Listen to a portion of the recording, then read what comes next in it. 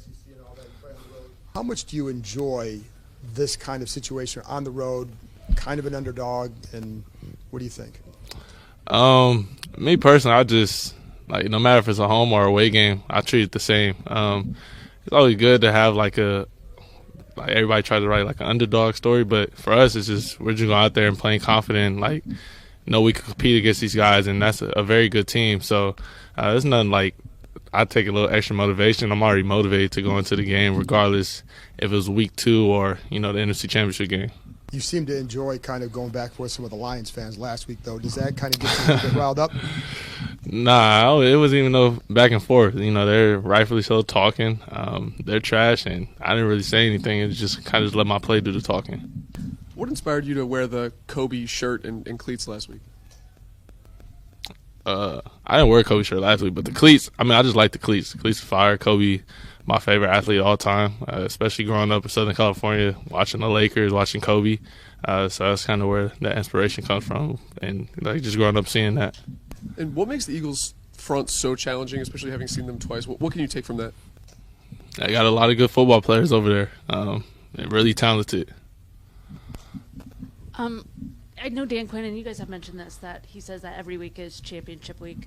How has that mentality kind of helped you guys going into big games like this?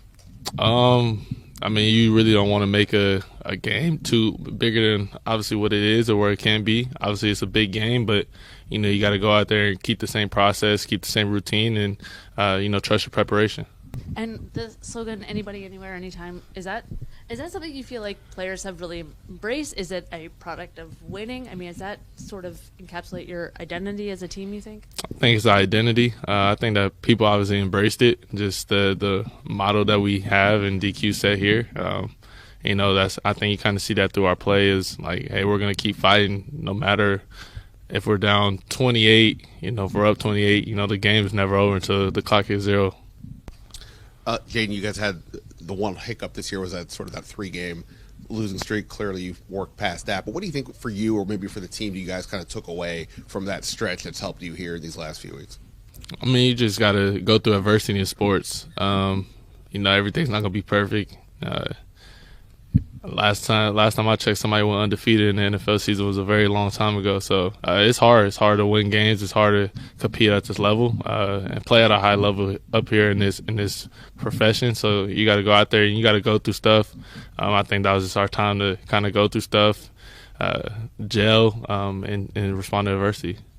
Since you mentioned Kobe, I'll just ask. Obviously, you grew up where you grew up, so you're a Lakers fan, and he was the guy during your era. What was it about his game, beyond the fact that he was the best player on the team that you like? What about him that you found exciting?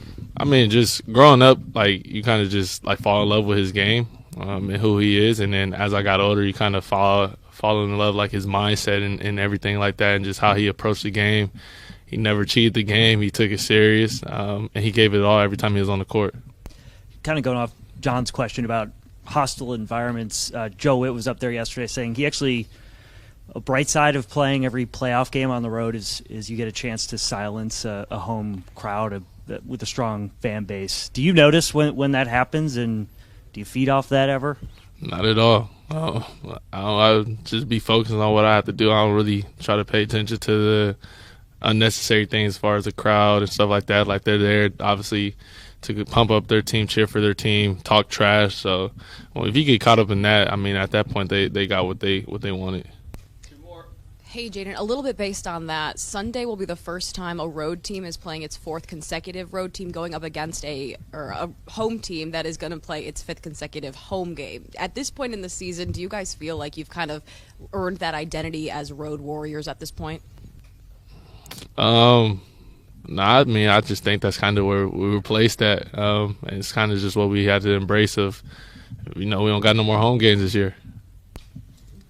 Jayden, I think you told us when you first got drafted that you had was it a paper or something that said, "I will go to the NFL one day," or something like that? Did you have something when you were a kid that said, "I will make the Super Bowl one day too"? Was that something? I'm sure it's something you always dreamed about, but have you had a chance to think about it? As a kid, you kind of just dream about playing in the NFL. And as you get older, you get closer to your dreams become reality, and you kind of just set bigger goals because ultimately, I mean, making the NFL is just the beginning of it. So now it's like, okay, what can I do my rookie year? And you keep going from there. Real quick, if I could follow up, Charlie, what would young Jayden Daniels, 5-year-old Jayden Daniels, be thinking right now if he saw you sitting up here in this moment, this very moment? I don't even think he would be thinking anything. He probably wouldn't even pay attention to this. He'd just be locked into the game on Sunday. Appreciate y'all.